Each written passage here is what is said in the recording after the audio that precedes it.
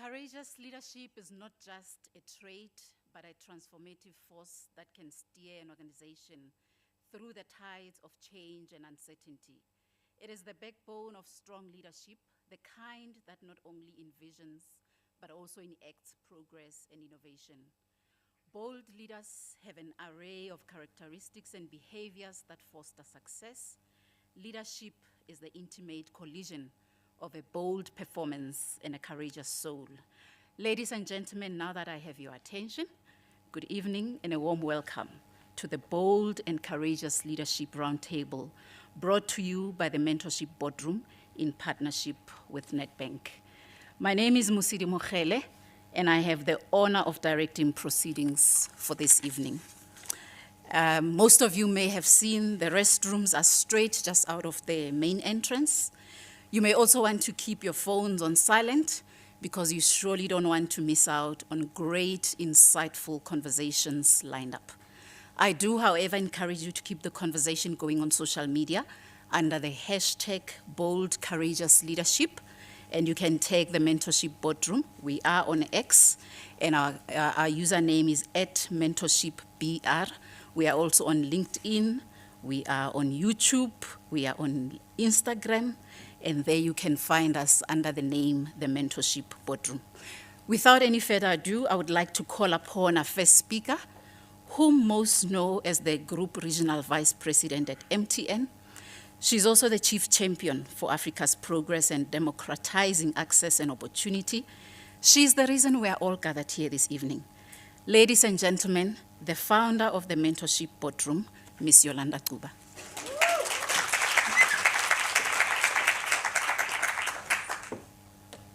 Good evening, everyone.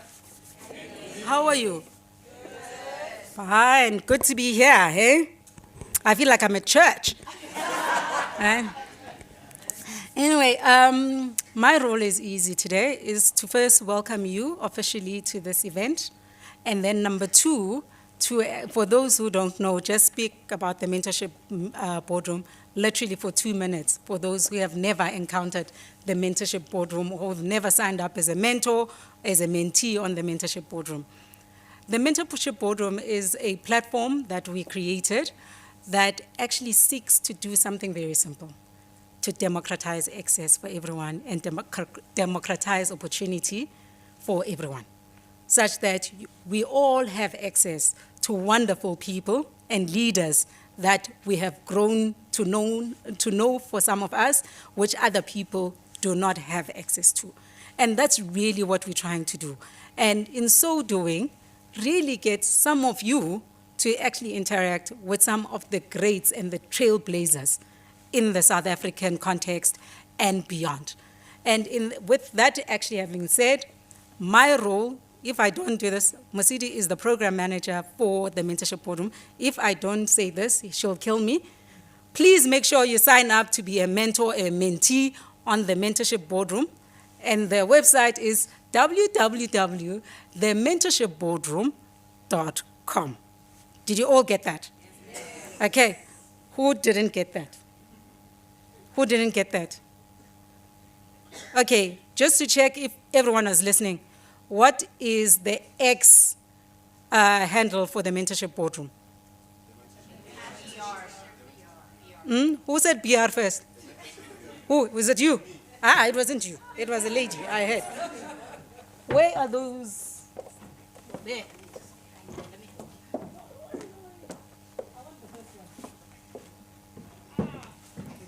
Hey. So the lady in pink.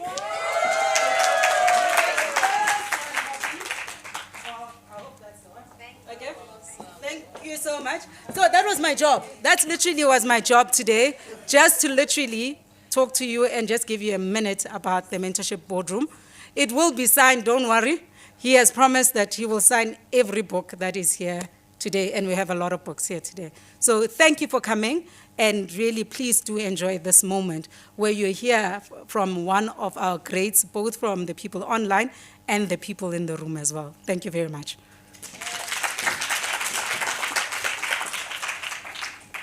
Thank you, Yolanda. Our next speaker wears many hats. Firstly, he's the author of Behold the Turtle, and Lift as You Rise. He is the president of Business Unity South Africa, the chancellor at the University of the Free State, chairperson at Bidvest and ArcelorMittal. However, to us, he's a selfless and extremely generous person with his time, insight, and wisdom. Please be enthusiastic in your welcome and kind with your attention as I invite our guest of honor to take to the podium. Professor Bonang Mohale, over to you.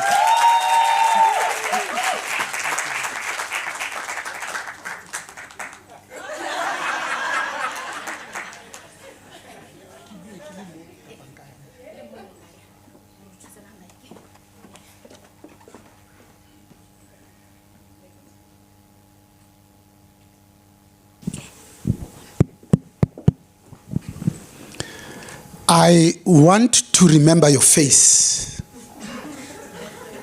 so that when I meet you in heaven, I will be able to recognize you. And thank you once again. So these authentically simple and yet profoundly gravid words are spoken by a little girl who's just one of 200. We have just received a wheelchair each from Nigeria's billionaire, Ntate Femi Otedole. As Femi prepares to leave thinking that his job is done, this young lady clutches onto his legs. He looks down and he says, "Is there anything more I can do for you, my little girl?" And she looks up and utters these truly life-changing words. And by so doing, gives Femi happiness for the first time in his life. By so doing, allows Femi to touch, smell, feel real joy for the first time in his life. But by so doing, introduces this notion called transformative philanthropy. How do we give in a manner that transforms both society on the one hand, but most importantly, the philanthropist? I have personally never met a poor philanthropist. In fact, there is no nobility in being poor. Isn't it amazing that 30 years into democracy with people who call themselves our leaders, who in theory are supposed to love us because you have to love your people to lead them, that poverty still has primarily a black and feminine face. You just have to be born black. The chances are you are condemned to live in an informal settlement in Alexander, an area the size of 6 square kilometers, officially 670,000 people. You and I know that there's more than that. Just like in Soweto, officially it says there's about 2 million people. Soweto has 3.5 million people. It's more people than in the old South African Customs Union of Botswana, Lesotho, Eswatini, and South Africa. Each of those, and Namibia, each of those has no more than 2 million people. So I'm hoping that as a direct result of having invested your time, energy, and effort this evening, of all the things you could have chosen to be, you chose to come here and spend this time with us. By just that act, I'm genuinely praying that we might be able to release better humans. Humans that are intimately connected to other human beings, not to things. Humans that would help us solve some of our intractable problems. Humans who would create holding spaces so that the majority of our people can participate in the economy. Not to reach their fullest potential. No. Just to reach their potential.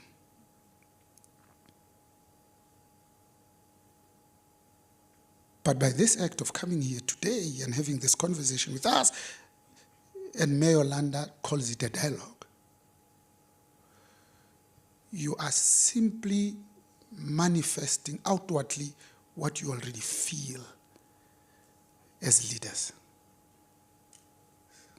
So if nobody told you, let me tell you now that you are leaders, because leadership has nothing to do with what is written on your business card, nor the corner office or the C-suite. But anybody that feels called upon to lead is a leader. It's a feeling. At the time that in businesses we are taught to be rational, to think, not to fear. But really it is about feeling. So whenever you are confronted with a conflict between self-interest and serving others, I'm hoping that from tonight you will choose to serve others. Because Khalil Gibran reminds us that those who are helping others are completing God's work. That we are no more human than when we are connected. That there is no one who is successful, who's ever reached there on their own. Success is a group sport. So leadership is about not self, but the other-centered. It is about being genuinely obsessed with the development of others. It is a privilege to improve the quality of lives of others, not an opportunity to enrich self. But leaders also have an appreciation that ego is an enemy of leadership, the same way that panic is an enemy of progress. That arrogance is a camouflage for insecurity. That it's okay to be vulnerable, especially as men. To cry is the most wonderful, liberating thing. This notion that tigers don't cry, it can't be true. Because we are first and foremost human. The gender came later, much later. Today, this conversation, I'm hoping that it will give us an opportunity just to effervesce and ventilate. That whenever, because I look at the people in this room, you look like me. If you don't, it's my mistake. That whenever you have an opportunity to be in spaces that ordinarily our people don't occupy, you really only have two choices. The first is to continue to be celebrated as the first and only on the one hand. But people like us and Mayor Landa, we choose to break down those doors to bring people that look like us. Because that's what it means to be black. That's what it means to be African. 30 years into democracy. The people that have made the most amount of money, and this is true, you can Google it. It's three communities. The Jewish community, the Afrikaner community, and the Muslim community. One, because they've got capital. So when Shell says we are selling a service station at the corner of Winnie Madigizela Drive, it pumps 400,000 liters a month, and it's 5 million rand on Tuesday. On Friday, these three communities are standing in the queue with 5 million rand. You and I are in the snaking queue at NEF. 90 days later, they've not even acknowledged our application.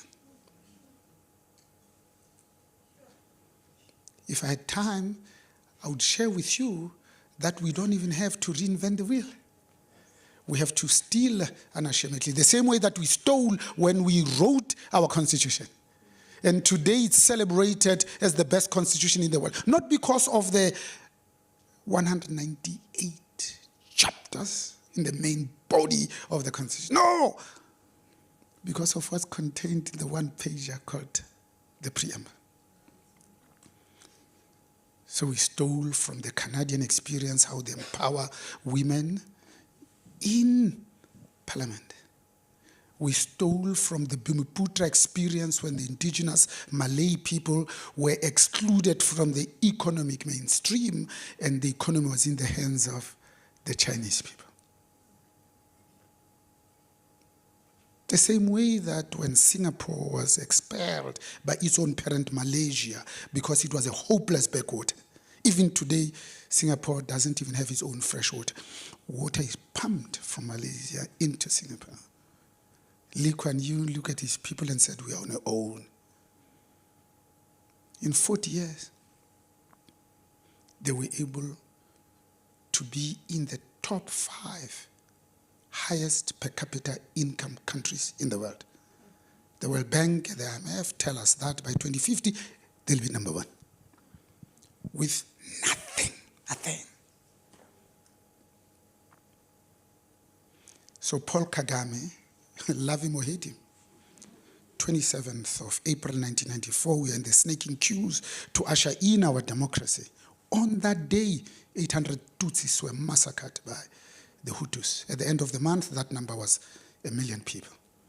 After only 20 years, you go to Rwanda today, they no longer talk about Hutus or Tutsis, only Rwandans.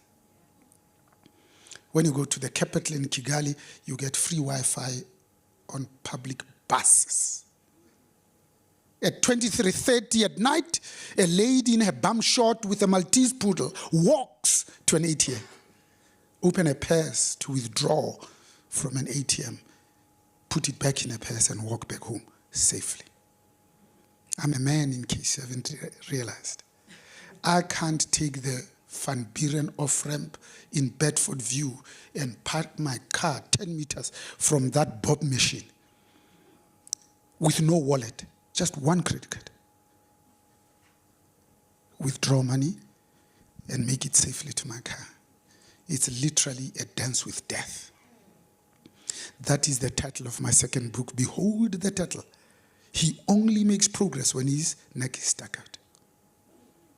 So Paul Kagame, 12 million Rwandans, 63 million of us. He didn't want to sound clever. He didn't even want to be original. He went to Lee Kuan Yew and said, if you can do this, give me the formula. And he gave him the formula and he implemented it as it is.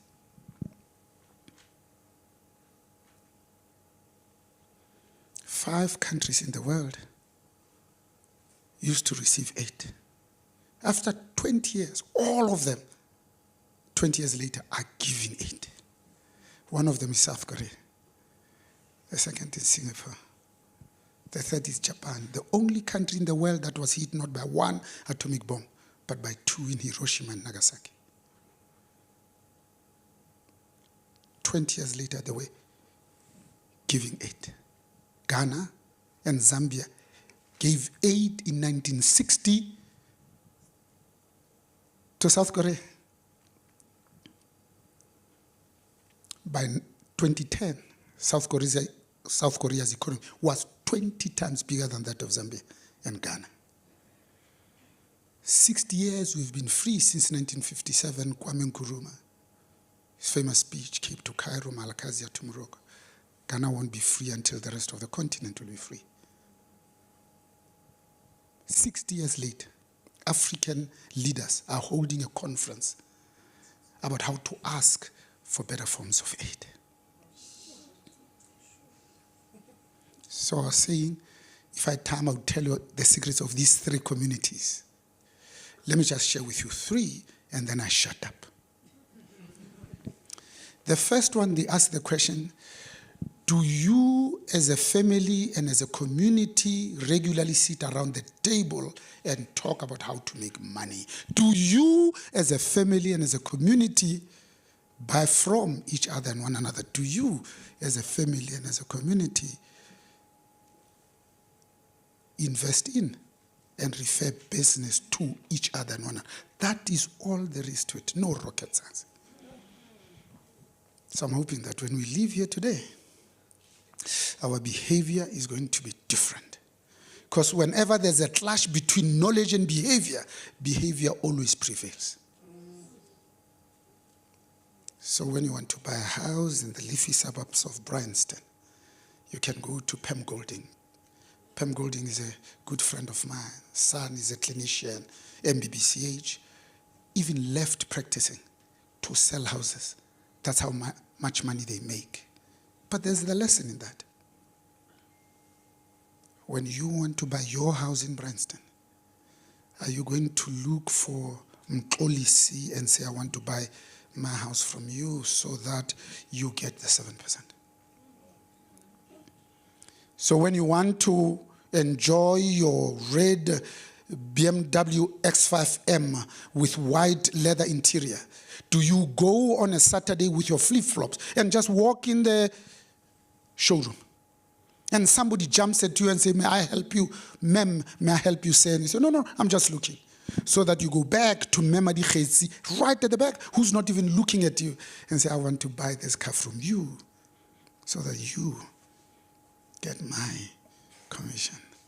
Because it is your money. When you buy a house from Pam Golding, do you even ask who is going to be the convincing attorney? Do you even ask who's going to give the notarial services? Today, if you work in a law firm, the big four external auditing firms, the way you get recognized, the way you make your bonus, the way you get promoted is the billing that you bring. I chair one of the companies that is 38 years old called the Bidvest Group Limited. For 38 years, they were the same law firm, Workmans. So big companies give these mandates to other Jewish people, not to you. It doesn't matter how brilliant you are. The people who get promoted to partnership are other Jewish people because of this. How do we behave? Harriet Tubman is a slave abolitionist. She says, I have freed 1,000 slaves. I could have freed 1,000 more if only they knew that they were slaves. How many of us walk around here thinking that we are free at the time that we thought it wasn't going to happen? Because I spoke about slaves, I might as well finish the story. By law, the black slaves were not allowed to use the white keys on the piano. Gospel truth. Google it. So all these Negro spirituals were written using only the black keys. All of them.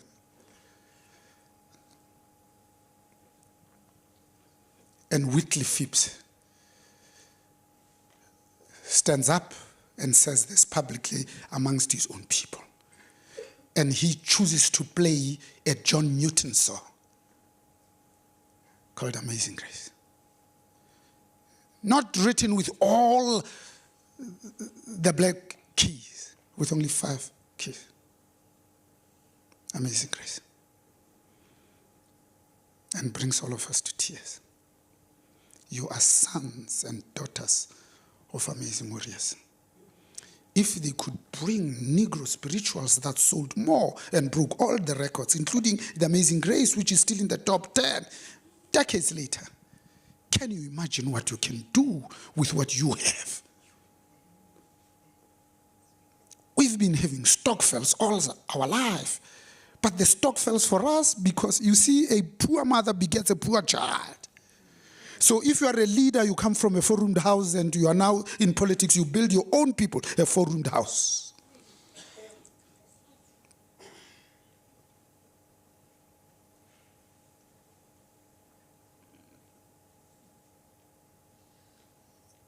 Imagine what you can do with just the political office that you have to change the material conditions of your people, to improve the quality of lives of the majority of our people, a better life for all, not just for the elected few.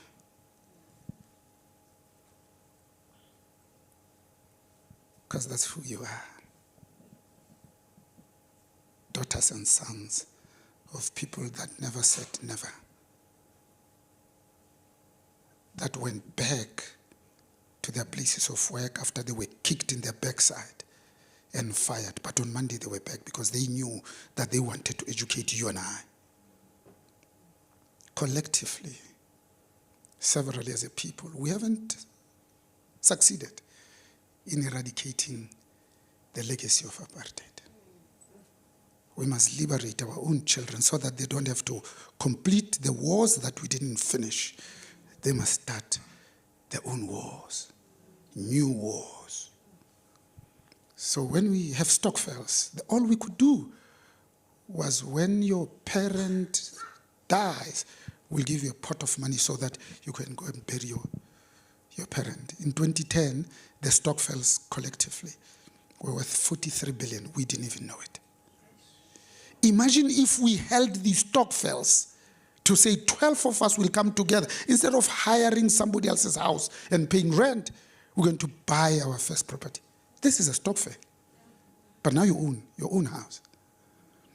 Imagine with that Stokvel if you said, we'll use this money, but we're going to register a company so that we participate in the economy. Because when one steadily burns the midnight oil, one gains access to the domain of knowledge and wisdom, the world of meaning, the world that cannot be conquered without a persistent crusade. Politicians hate educated blacks because educated blacks make it impossible to be fooled by unscrupulous politicians. Because if wealth is the inevitable outcome of both hard work and enterprise, then every woman in Africa will be a dollar billionaire.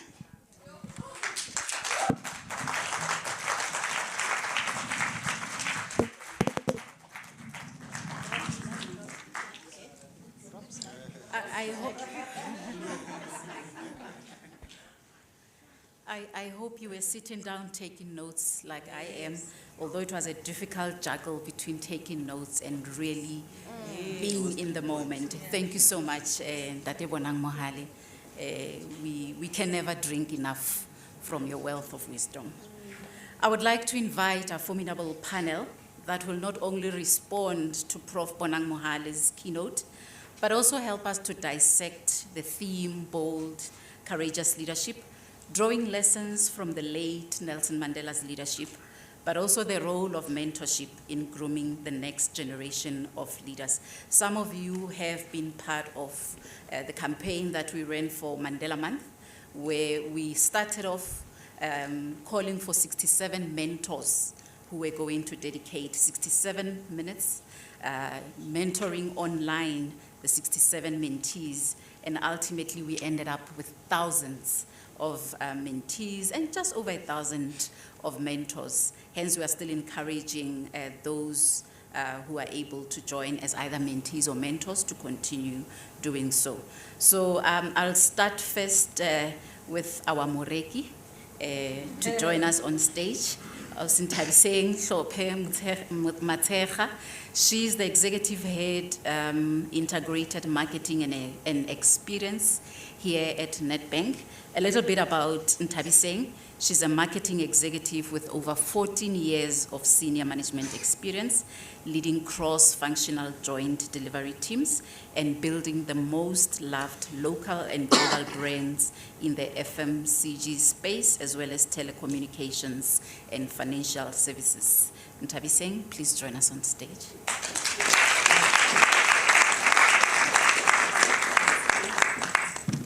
And up next, I would like to call Gama Kuba, who's a youth activist. He's a team leader and venture partner in tech and has a background in Christian youth ministry, currently partnering with Counter Network. His company is Sizwe Generation Group and CN, co-founded Kasi Grow, a township in incubator focused on upskilling township entrepreneurs and accessing local markets. He has also worked with the big names, including the leader of Build One South Africa, Mmusi Maimane, and former Deputy Minister of International Relations, Marius Fransman, who's also the founder of PMC. Mr. Gama Kuba, please join us on stage.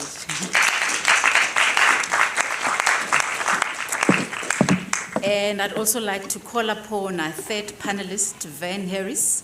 He is currently the acting CEO at the Nelson Mandela Foundation. He's got quite a very interesting profile, and I was engaging him on it earlier, but I said to him, let's reserve it for the conversation so that all of us can get to know a bit more about Madiba. He was Mandela's archivist from 2004 to 2013. He has served on the boards of Archival Science, the Ahmed Kathrada Foundation, the Freedom of Expression Institute, and the South African History Archive. He's also an adjunct professor at the Nelson Mandela University and an honorary research fellow with the University of the Cape Town. Van, please join us. And of course, our keynote speaker as well.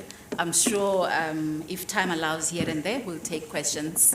But Prof Bonang Mohale.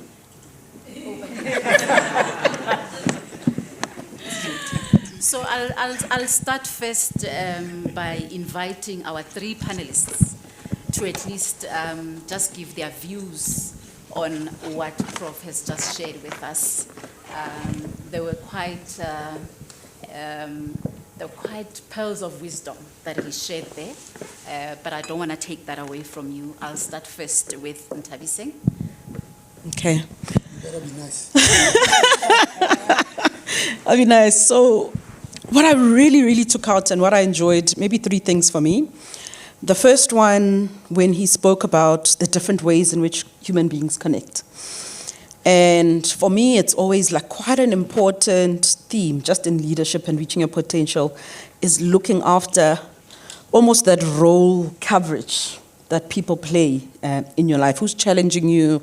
Who's the one you go to connect you to other people? That it's always a group of people who play various roles in your life. So I think that role coverage was a big theme for me. The second one was, firstly, he said people must talk about money with their families, and that's my favorite topic, being a banker. So I really love that. And it made me think of a time when I was talking to my own children. We were at a restaurant about money. I was telling them, I met this lady at Nedbank, and she was telling me, you got to have money that obviously things you're going to spend on. You must know what you're saving, what you're going to be investing in, but you must also have money for giving, And obviously they didn't understand this component about giving, but I was talking about those roles that money can play in people's life, like what are you going to give? As a person who, grew a lot and got a lot of opportunities in life because of other people's giving. And I remember one of the waiters at the restaurant actually saying, wow, I really wish somebody somewhere in my life had taken the time to actually talk to me just about money. So I really enjoyed that particular aspect, and I think if more of us are less scared to do that, it makes such a catalytic impact in our lives, in our families and businesses.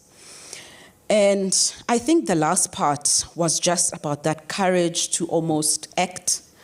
When he spoke about, are you going to be the person who buys your house, let's say, from Xolisi? And I've had the privilege, I think, of proper modeling from so many amazing managers, black ones. One of them is up there. He doesn't know that I tell the story about him all the time. Zamo, one of my former bosses. But people who've actually taken courageous choices in their lives, their jobs, to make that particular change. So if you're not the person who's going to see somebody, a black young person coming into the workplace at the wrong salary level and change it for them, because if you don't, that's what's going to perpetuate in their lives. Whose responsibility then is it? So making sure that you are actually taking an active part in terms of leaning into your own alchemy of your own potential and your responsibility to act in those situations, I think were the three things that I took out. Thank you so much. We will hand over. Ntabiseng, later on we'll touch on why do people have a long distance relationship with money. But let me hand over to Vern to also share his views.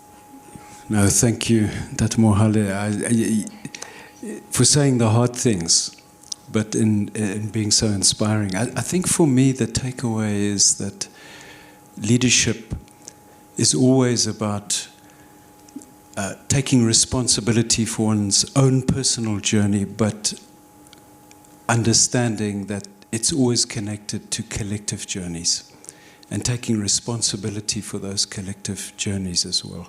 And that means anyone can be a leader, and there's a leader inside each one of us. Thank you. Yeah. Gama, over to you. I'm extremely nervous, that's the first thing. And extremely grateful to be on great platforms. It's such a great opportunity. I want to say thank you. It's so difficult to have a point of view after Prof had spoken. As you've heard, my background is youth ministry. And after a good sermon, just say amen. And so with that said, I think from the youth's perspective, it's so significant for us to outline a single term, generational momentum. And I think this is something that I really highlight from Prof's conversation before he gets into defining black capital and the necessity for the black rand to circulate among, black professionals. But I think first, one thing that is lacking within the context of South Africa is the need for those that lift as they rise. And the question of auditing leadership for the next generation. I was listening to Prof and I realized part of the loopholes of our current democracy and our current leadership and also our current governing party is answering the question of who is the next leader. We have a lot of people who are speaking English. Unfortunately, leadership is not English, and English is not a measure of intelligence. And so, therefore, we have a governing party that is not able to put people who can do the work, who can guide a nation, who can take the risk, but everybody has English. And, they've left isiXhosa back home. They've left isiZulu back home. They've left isiTswana back home. And I think, for me, as a young person, that's my take home, the question of generational momentum. So, Gama, I'm actually going to pick on you because I think you've now set the tone for the next question. What do you consider to be the makings of a bold, courageous leader? And I would also like you to reflect on the leadership of the country. Awesome. Thank you so much. I'm fortunate enough that I live and work in the community. First by virtue of being a, Christian youth minister, right? My framework of what leadership should be, is a common term that's used also in general in civic spaces, is the question of servant leadership. I think this is something that's also lacking, right? Faculty French philosopher speaks on the notion of power. And I think, we have an issue with addiction in our country, but we underestimate the issue of people who are addicted to power and people who are actually willing to actually apply power to empower other people. And so some few months back, I read something that never give power to people who are so ambitious and hungry for power because their agenda may be notorious. And so for me, my framework, looking at the issue of the nation as well, as a young person, remember, I'm a born free. So I cannot speak outside of my experience. And by born free, I mean I'm born in 95, and I'm fortunate as well to have rubbed shoulders with influential people in the leadership space because I'm an activist. I realize that there's such a need for people who will, empty their coats so that they can serve us as young people, guide us. We're in a fatherless nation, I'd like to put it that way. We are in a parentless nation. We are afraid. We don't know who is guiding us. Sure, that's so powerful. Then, I think for you, I would like you actually to just take us through the Madiba that you knew, because we know Madiba from a different point of view, but also perhaps what would his views be on the current leadership that we have in the country?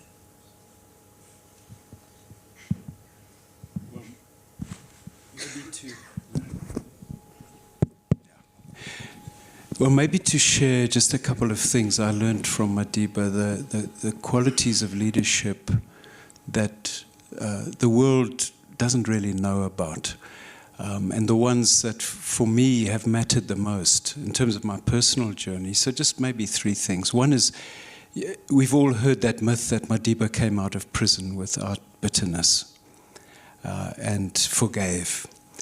But the Madiba I got to know had a deep woundedness. And what I learned from him is it's okay to be angry. It's what you do with the anger. And he chose to channel his anger constructively.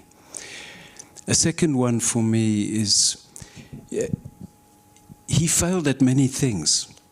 You know, not everything came easily to him. So his university studies, he started in 1939, he finished in 1989.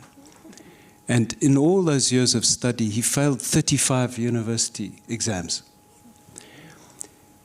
But what we learn from Madiba there is that it's not about avoiding failure, it's what you do with failure. And he chose to turn failure into a journey of discovery. The same with marriage, 2 failed marriages.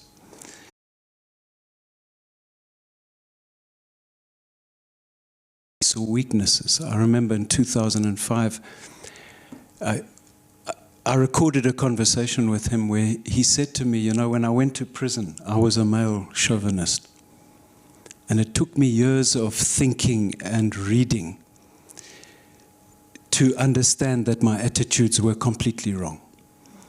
And so for me, these are qualities of leadership, actually. And these are qualities which we are not seeing in our leadership, and I'm not only talking about at the highest levels, at our hospital superintendents, our principals, but these are the qualities that I think we desperately need now. Thank you.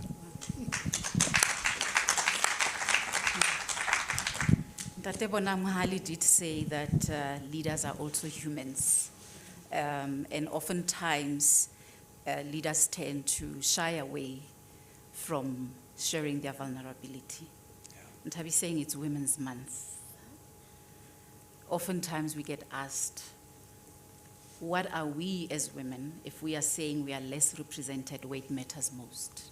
What are we doing, boldly so and courageously so, to lift as we rise? I think for me, it's one, being clear about your own leadership identity, first of all. And really, really, I think being authentic about delivering on that particular experience. And I'm not talking about, you know, authenticity in the way people sometimes think, oh, you know, because she wears techies to work or whatever it is. Not that, but really showing up authentically, because you are human. There's a body, a mind, you know, a soul that comes with you. Bringing that into the work that you do and in how you show up as human beings, but also the generosity. And for me, that's an important thing of making sure that your relationships are always beneficial both ways, whether it's to the teams that you lead or even in a mentorship relationship. Like, what do you bring to that person to make that person's life a little bit easier? And I think, for me, not getting afraid of getting lost sometimes. For me, it's through those times that I've been able to reflect on where I am, that little burn of where do I still want to go, what it's going to take, and whether you are always the person who knows whether, you know, you're really, really leaving everything on the table or playing it safe in those instances. So it gives you the time, I think, to be really, really reflect on those particular points, yeah. But I think our teams, me personally, they get to see all of me.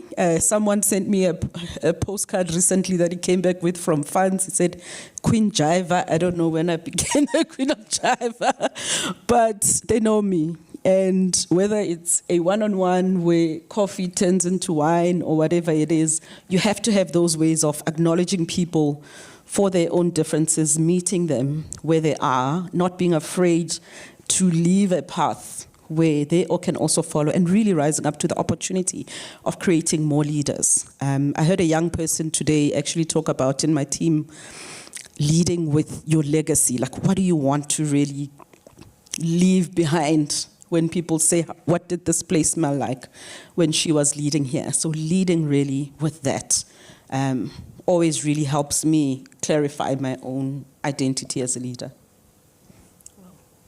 Thank you. I'm going to allow questions, but before I do, I'd like to put Prof Bonang Mohale also on the spot in terms of accountability. It's very difficult to hold leaders into account, Prof Bonang. How can we go about this, especially holding them to account to their own pronounced commitments? So one of the things that we try and do is to come up with systems and processes. Sometimes these stay in our head. That isn't it amazing that those people who follow money hardly have any, but those that follow their passion make money until it comes out of their ears. So when you look at what really the CEO does, it's a handful of things. If it doesn't start with people, I'm missing the mark. Secondly, has to do with the culture. Because we spend a lot of time at work. If your own employees can feel needed and wanted and free to speak their mind without any fear of reprisals or retribution, you've created a good culture. The third is reputation management. Because if you get it wrong, the markets punish you. But having said that, markets exist for us, not we for the markets. The penultimate one is stakeholder management. Everybody has a boss. So you need to manage your colleagues, manage your team, but most importantly, you manage upwards, your boss. If you lay that foundation, the money will come. Wow. Do we have any takers from the floor? 1, 2, 3, 4, 5. Can we limit it to these 5 hands? Because I'm sure we'd want to use the time afterwards to network with our panel and the guest speaker. All right. Okay, so I'm going to just start closest to me, and then you can pass on the mic, okay? I'll stand for this. My name is Lesedi. Thank you for the opportunity. I just want to pose the question to the panel that what are we doing to empower auditing firms, so not auditing firms, but small black-owned firms like your law firms and accounting firms to say, if you're a part of the Bidvest group, we will use maybe 5% of our legal work will not go to Worksmans, it will go to a black-owned, there's Worksmans get 95%, and at least Gamma can get 5% of the legal work. He builds from, I'm so sorry. He builds from that, and that is how the firms activate their work within the mainstream economy. So how do we do that? So it's to the panel, and I think to Umama up as well.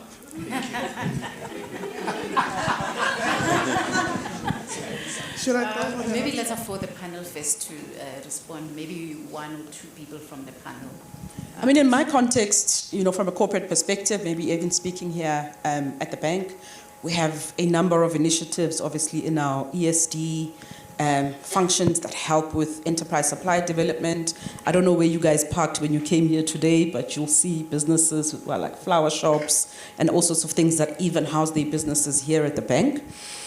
But we also support those businesses in manners that are aligned to our strategy. For example, in our foundation, one of the big ones is the green economy. So how are we supporting businesses who are looking after things like water, waste, energy, and those particular aspects. And then in our jobs every day, my own team as a marketer who looks after people in digital marketing, media, sponsorships, and the likes, that's how we are measured. So my media team today can say our target is to procure 70% of our out-of-home media from Black-owned media owners, and that's our target. That's how we are actually measured. Or we are going to buy this much of our digital media from Black-owned media players. So it has to be designed into the strategy of the business, but also how people are measured, because that's how they tend to also guide their behavior.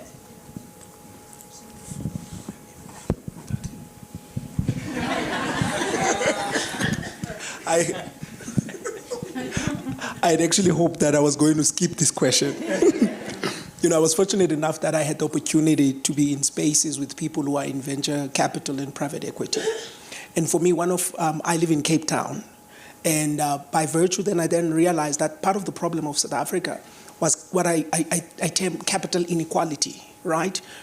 I have a young Jewish friend who can just walk into Fresnay, their uncle's friend, and they can get R1 million over a table. But I equally have a friend who lives in Little Park next to my house, who has a brilliant idea, maybe more brilliant than the Jewish idea, but will never get the R1 million, right? It's this notion of really democratizing accessibility of capital, right? I think before even young Black professionals can have to start great ideas, to have ideas is the easy thing, but to have access to networks through, for example, platforms like the Mentorship Boardroom, but also to have access to quality skills and established, corporate leaders who are successful in that space. I think that's the question. And I think, I have more questions rather than answers, is that where do we get our networks as young people? And the question is, how do we interact with spaces like the Mentorship Boardroom, right?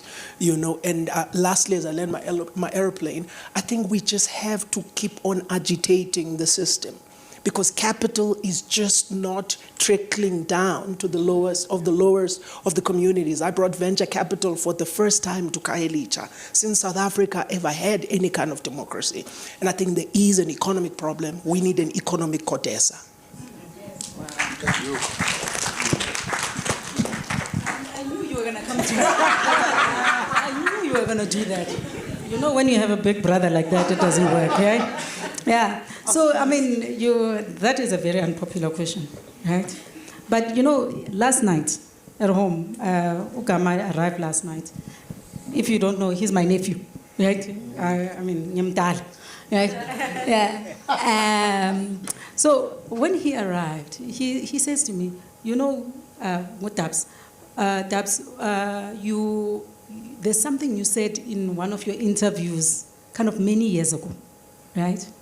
And I said, what is that? And he said, you said there's something that does not make sense in this country.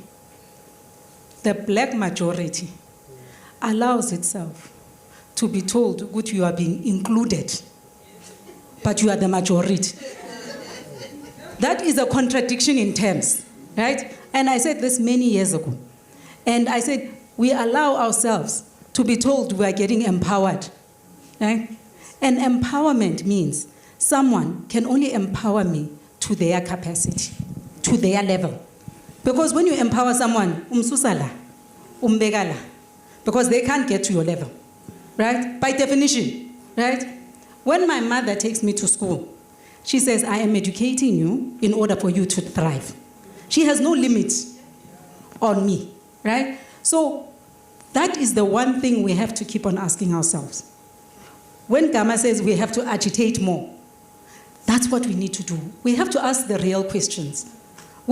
How does the majority keep on talking about Black economic empowerment and being a 10% or 20% or 15% or 26% participant when you are the majority in the country, when you actually have the most economic power in the country? There is something wrong that we are doing as Black people. And this is not a political session, so I'm not going to go more and deeper into the issue. But take this away, that every time you allow us, we allow collectively ourselves to be empowered, we are saying that you can only empower me to the capacity that you are as the person empowering me. And there is something fundamentally wrong when we are creating a nation of dwarfs.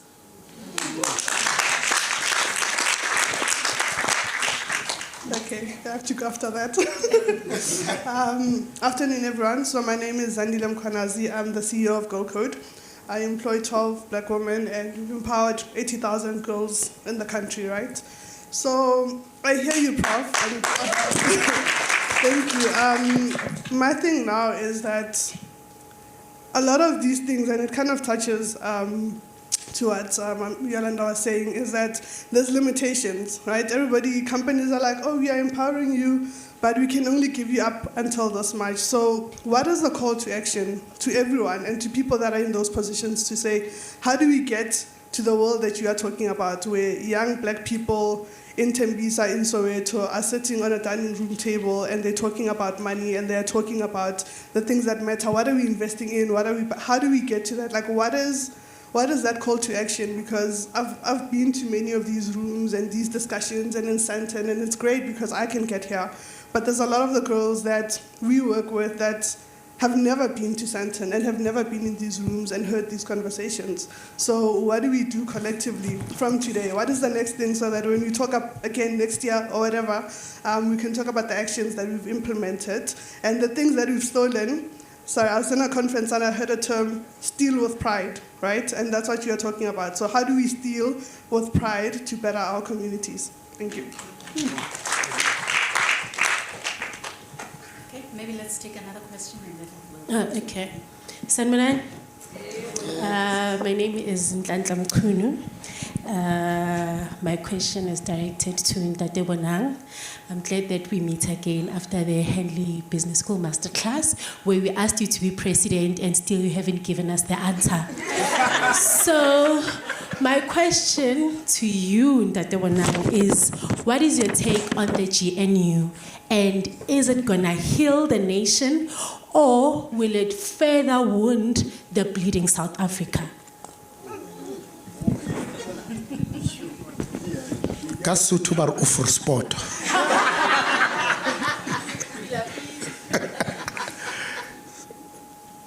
So the first one, imagine when we can collectively change our approach.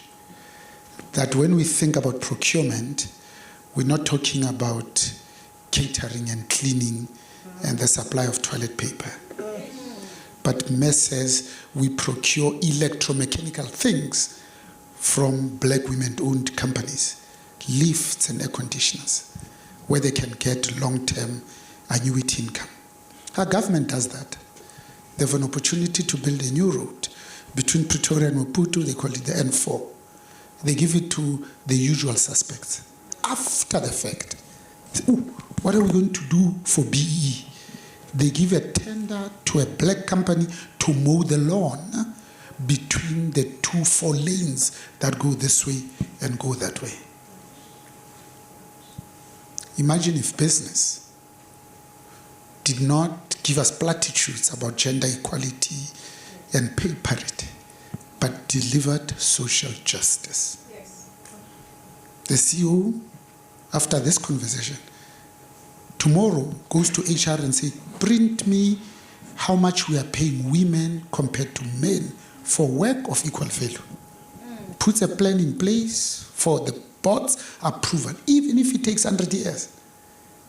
But that is action. GNU. Mandela.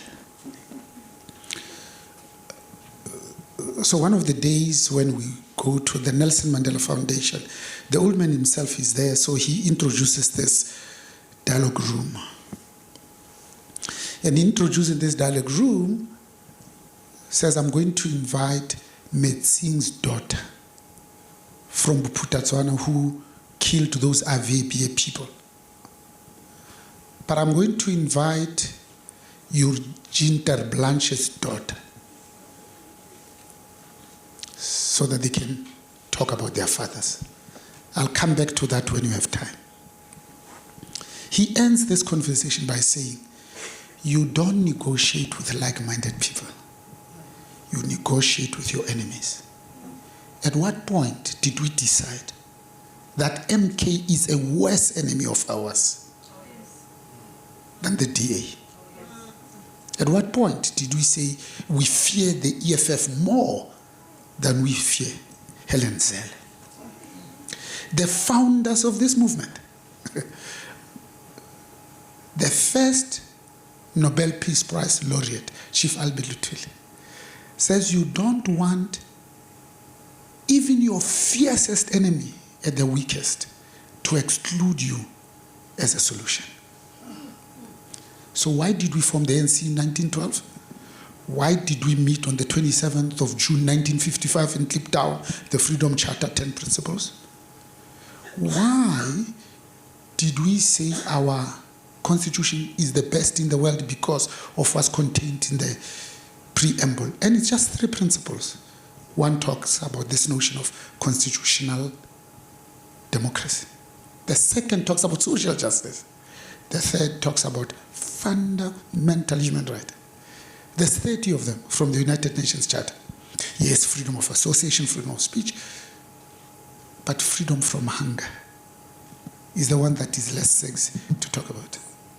All of those documents say we want to improve the quality of lives of the majority of our people. A better life for all of us. So when we are confronted with the first choice after the humiliation of our once glorious movement, 57% to 40%, minus 17%. But if you do arithmetic, not mathematics, President Matamela just reduced the ANC representation by 30%, 29.68%. Do the math. If you lose your company, 20% of its value, you'll be fired. In that circumstance, the first reaction we have as black people who are oppressed, who are trying to improve the quality of lives of our people, you'd think is to say, out of all these parties, who think like us? Out of all these parties, who want the same things as us? With the DA, we don't agree on anything. They have opposed all the progressive labors that have been recommended in the 30 years of democracy. We say we must transform. They are anti-transformation. They want meritocracy. Because you see, when you have had 400 years of being an MD, you say, no, the best man for the job, because you know you'll be best. Because you've been doing it for 400 years, not the people of Alexander. So now you've got 40%. With MK alone, you've got 55%. You could rule. If you add the EFF, there were 11, there are 9%. There's 64%. You can change the constitution. But what do we choose? The most difficult route. Because when white people are sitting in a room, I can tell you, they are plotting to say, we don't have the numbers. White people in this country are only 8.3% of the 63 million people. They are plotting. So we don't have the numbers. So what we'll do, we will bank on the ANC imploding. It's like going to a soccer match with your soccer team and say, I don't have the skills to score. I depend for the other team to score for me. And that's what we've exactly done. We avoid parties that come from the same womb.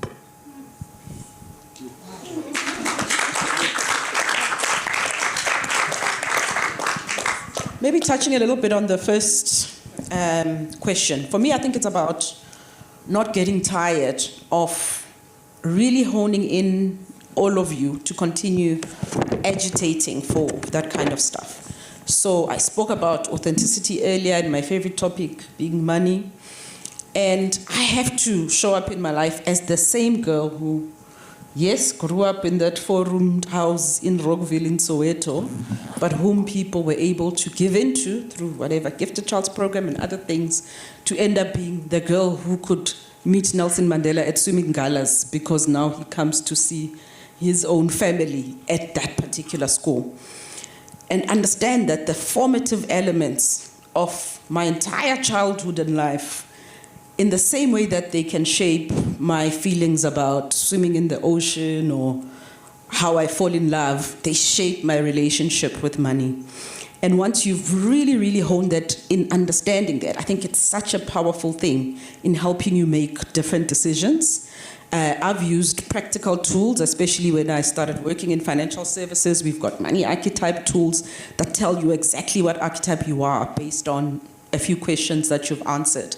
And based on that, what kind of blind spots you may have about money and which ones are probably good things that you have about money to help you. If you're like me, for example, on that archetype thing, I was a carer, which means I do give generously, but I have to have boundaries. Because if I don't have those boundaries, it means I can put myself into trouble because I'm busy giving to other people.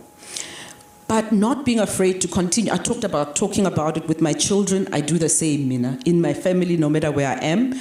I was speaking at an insurance function here at work last year, and they were talking about how people are afraid to do their wills and estate planning because they have to talk about death, you know? And I said to them, one of my cousins, for example, is one of my biggest examples of how you can be creative about that. When we are at family functions and Bakona, all the elders, one of the things she likes saying is, whoever dies before me, I'm cremating them. And I tell you, the minute she says that, it is such a conversation opener of, yes, obviously, hey, I funny this thing, but of people actually talking about what their death wishes, money wishes, and all of those things are, just by her saying something that obviously is like really jars them and scares them out of their comfort zone, which has nothing to do with the other information that we gather, but scaring them into thinking they're going to be cremated, and they suddenly want to tell us a lot about how they want, you know, their lives to be handled now and after they pass away. So I think it's just continuing to agitate and really being creative about how you get some of those insights from people, but never get tired of talking about money. It is one of the scariest things, I think, for people to talk about. People would much quicker tell you their age and how much they weigh than, you know, what's actually happening with them financially. So it will take a little bit of that courage to step into. Thank you. In the interest of time, I've just been reminded a couple of times, what I will do rather is afford our panelists an opportunity to just close off the conversation for us. And please, when you do, I think just touch on how would you like to be remembered? Because I think remembering Madiba as well is about his legacy.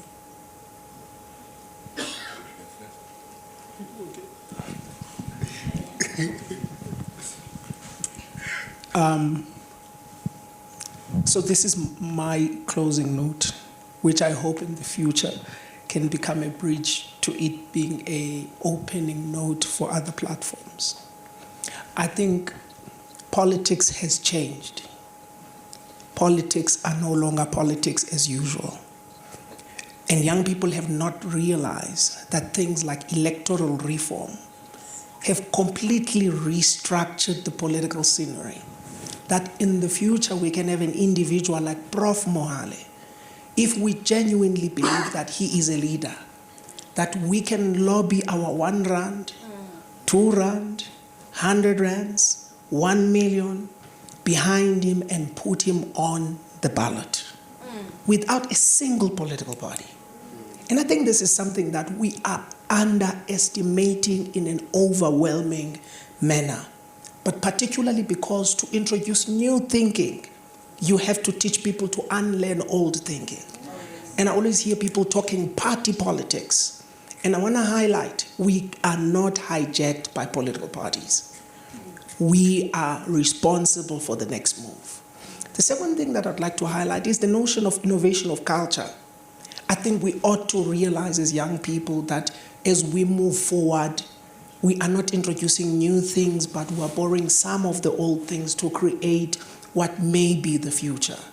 As you've heard, I'm fortunate enough that, I have strong aunts who are like Yolanda, You know, I will never say any time in the day that she's my aunt, you know. But I can tell you now, we have to leverage spaces, and this is the answer to the question of what is the call of action. And I'm an activist, and maybe this is the call of action, that now that we are here, how do we then connect with one another? And in the next campaign that the Mentorship Boardroom takes, we take it as if this is a political rally, but a non-organized syndicate venture that says we are black capitalists and we are going to create a system that is going to circulate the black rand. And the last thing, which is so important because we ought to promote diversity and multiracialism. I don't believe in non-racialism because when a Chinese man enters that door, we don't act like he's a leopard. We know that he's a Chinese man. So multiracialism is an issue. Vern is here next to us and he is overwhelming proof that being pro-black is not being anti-white. And so you could be white and still support black liberation. You could be white and still promote black interests. And so therefore, if some of you are in strategic positions like I've seen in Cape Town, people who are responsible, people of color are responsible for billions of rands, and they are the only black. Maybe we ought to ask ourselves, how do we deal with Stockholm Syndrome? The love and the interpretation of the love of the lives of the oppressor as our definition of success. How do we not misunderstand Westernism as education? Because you could be educated and still be umXhosa. You could be educated and still be umTswana. I don't have to come in here and be like, you know, if you are like, you know, Brew, you know, I am not Brew. You get my point. You know, I can still remain Ikabala Sevichisville, and I can still remain Udlamini Chamakas Chadu, without mincing it. Because the Germans don't mix it, the Chinese don't mix it, and the most successful nations, as I've met few successful people in my short lifetime, are cultural people, rooted people. And so when I introduce myself as Udlamini, that means I've not come alone. I've come with a bundle of ancestors that come with me. And so I think we should take that forward. Thank you very much. I want to be remembered as Udlamini. Thank you very much. So I can't resist saying something about the Government of National Unity. We talk about state capture, but I think what we're facing in our country is the capture of democracy. And the task is how to liberate our democracy to serve all our people. Now, do I have confidence that this Government of National Unity is going to do this work? I don't have that confidence. But I think the question that was asked is perhaps the wrong question. And the question we're asking at the Nelson Mandela Foundation is, how do we all mobilize to ensure that this government does what it must do and liberates our people? Because this is the task. And how do I want to be remembered? As someone who never stopped with the work of liberation that is ongoing. And we cannot rest until our people are free. Yeah, tough one, on how you want to be remembered. And I spoke a little bit earlier about somebody saying, you know, leading with your legacy throughout your life. But I'm a Swati girl with a Sotho name. And Basotho people say, Bitso litle ke thoriso. And for me, my name, Dabi saying, is just a big semblance and theme in terms of how I want to live my life. I say something to my kids every night when they go to bed. They know I tell them, what's a mother's wish? And you know, they recite it back to me. Your wish for us is that we'll live with joyful, energetic bodies, loving, compassionate hearts, reflective and alert minds, and live with a lightness of being. And for me, my mission in life is really to live with that lightness of being, because I'm true and authentic to who I am, which makes it easy. And my children, their children, their children's children will call my name in their bloodline in the same way that, you know, my grandmother would tell me that Umtugulo and Makonkos. So I think for me, that's how I would like to remember it, as having really been true to the essence of the name and bringing that joyfulness and lightness of being in every single thing that I do. So how do I want to be remembered? As a change agent, as a defender of democracy, and as a social justice activist. My closing comment, Mikhail Gorbachev gave us perestroika and glasnost. That led to lifting the Iron Curtain and the wall coming down. And he says, we knew that the party is over when all we could do is talk about our history. This is accentuated by ZAPU's Joshua Nkomo when he says something came very late to me in life, is that it is possible for a nation to obtain its political emancipation without its people being free.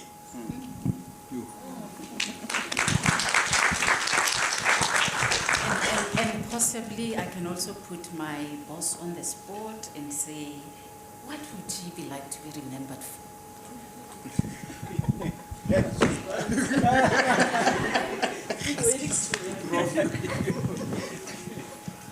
What would I be like to be remembered for? So maybe for me to answer that question is to say, my partner and I actually sat one day and we realized that we've got a congruence of purpose. And we sort of sat and said, how do we, I'm looking at him, and how do we, what is it that we both want to achieve, right? And we actually said, because I had always been talking about democratizing opportunity, democratizing access. And when we sat down, and I said, me, I follow you, right? And he says, I want us collectively to democratize opportunity for every African child and increase transcendence for every African child. So the more we see all of you being included in spaces that you were never would have been kind of included by. And when Tabiseng, when you mentioned what he did when he was at Vodacom, I didn't know that story, by the way, right?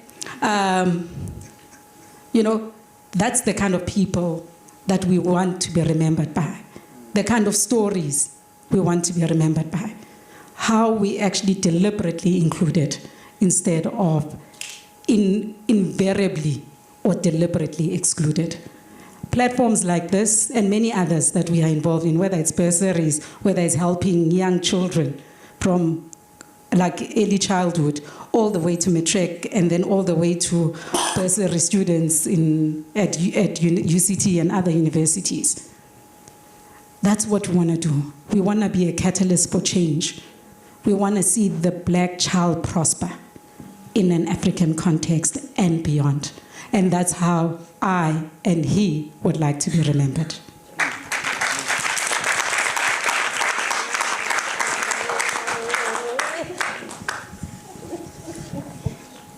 I won't bore you with what I would like to be remembered for. But anyway, this is where we wrap it up for this evening, the formality studies. Thank you so much for the sincerity of your time, engaging us, and really being patient with us. I came here thirsting for inspiration, and I got more than what I bargained for. Obviously, I'm speaking for the drinks part as well, after the formalities. So please remember to register on our website. Refreshments will be served outside. And on our way home, please be safe on the roads. This, for me, was indeed a moment of impact, and I hope it was for you as well. In the words of the late former President statesman Nelson Mandela, it's in your hands. Re a leboha, siabulela, ikenzile sunwene, Ro leboha ngamandla. Thank you.